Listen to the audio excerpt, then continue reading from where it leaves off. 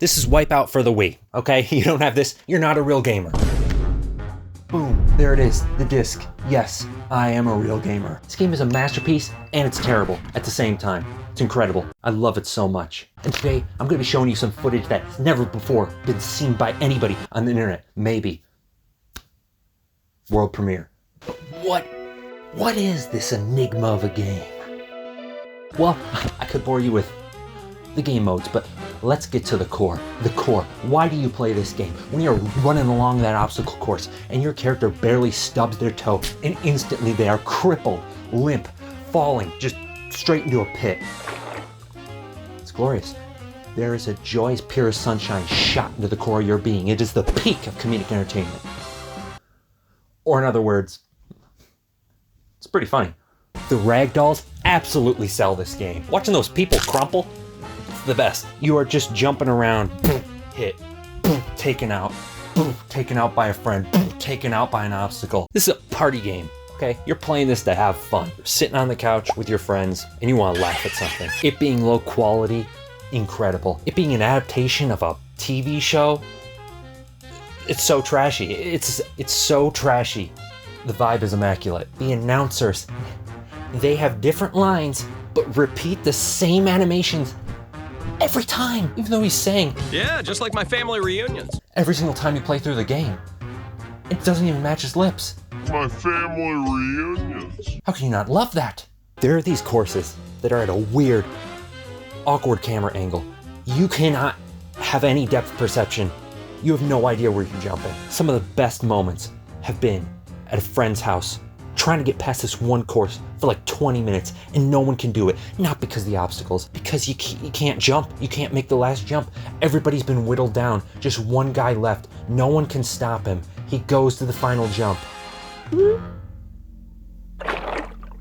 That is funny. But as if it wasn't bad enough, you're facing these towering obstacles that are gonna cripple you for life. Your friends also get to throw things at you that get progressively larger as you progress through the game. In the beginning, you're throwing tennis balls and you gotta hit somebody like 20 times to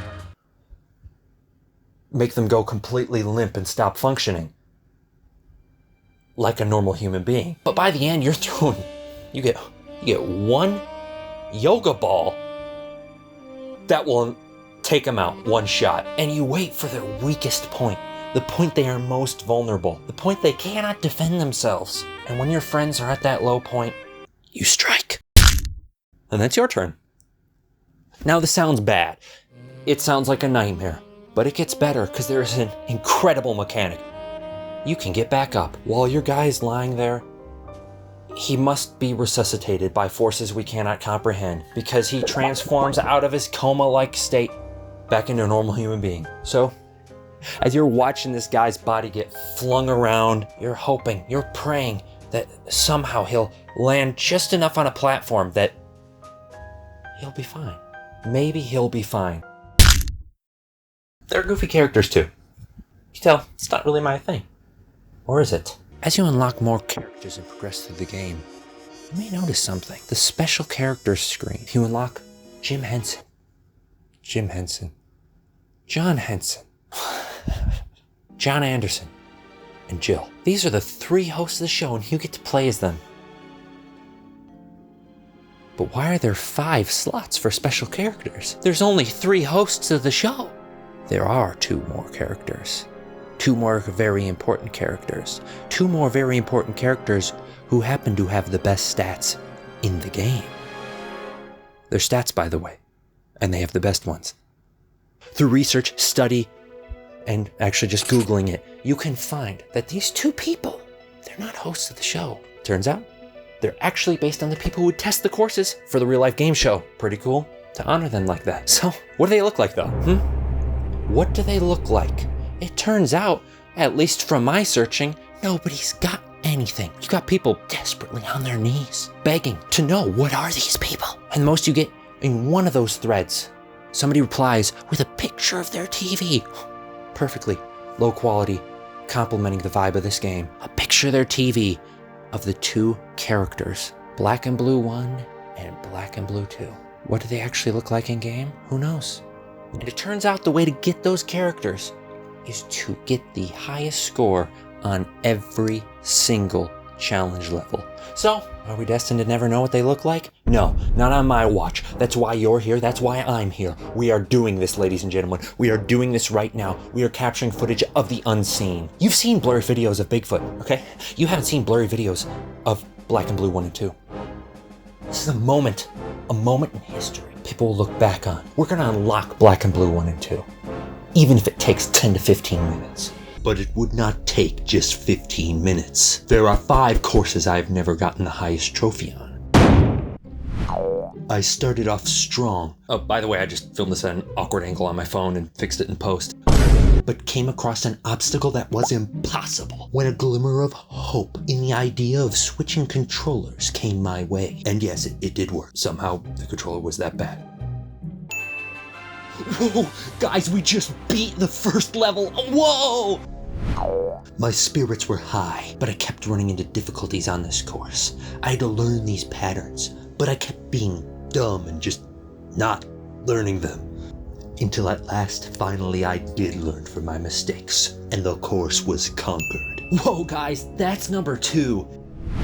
These next courses are in the Wipeout zone, and I have to watch myself get catapulted in all glitchy-like every single time I try any attempt. These obstacles weren't an easy task. Every time I fail, I have to quit to the main menu and reselect the level. What a pain. I tried and tried, and finally passed. Oh man, that was a difficult one. Despite my character flopping around like a fish, I completed the course.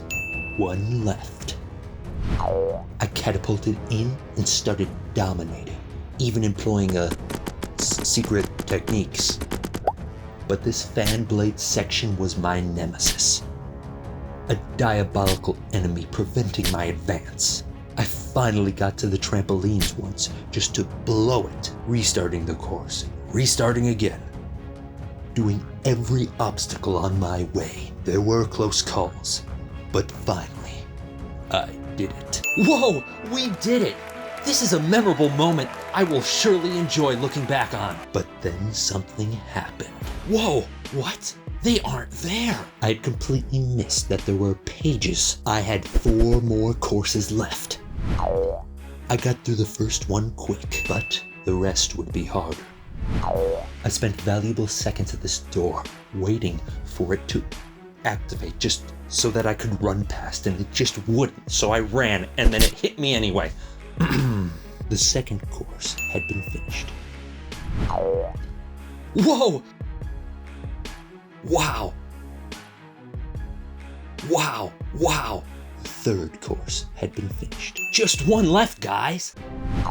On my first attempt at the final course, I was doing fantastic. I had a near failure, but recovered. Could this be the run?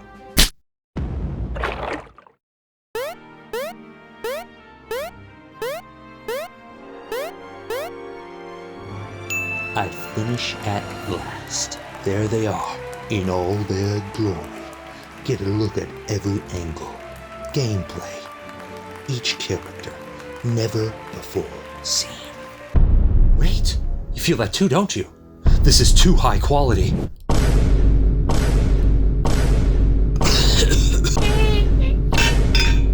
Now it's perfect.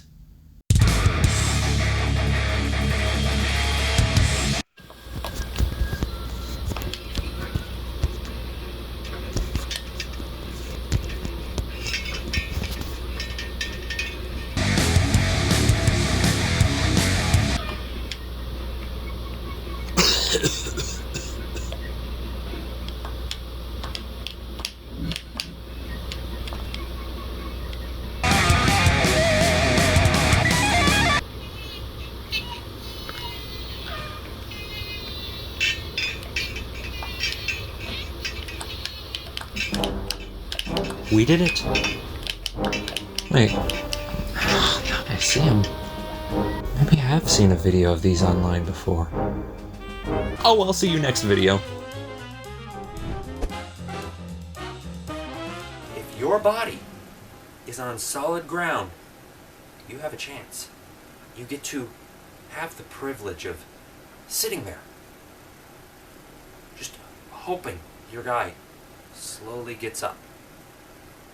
The tension grows as sweeper arms close in, as your friends throw items at you, and they can absolutely annihilate you in the middle of getting back up, but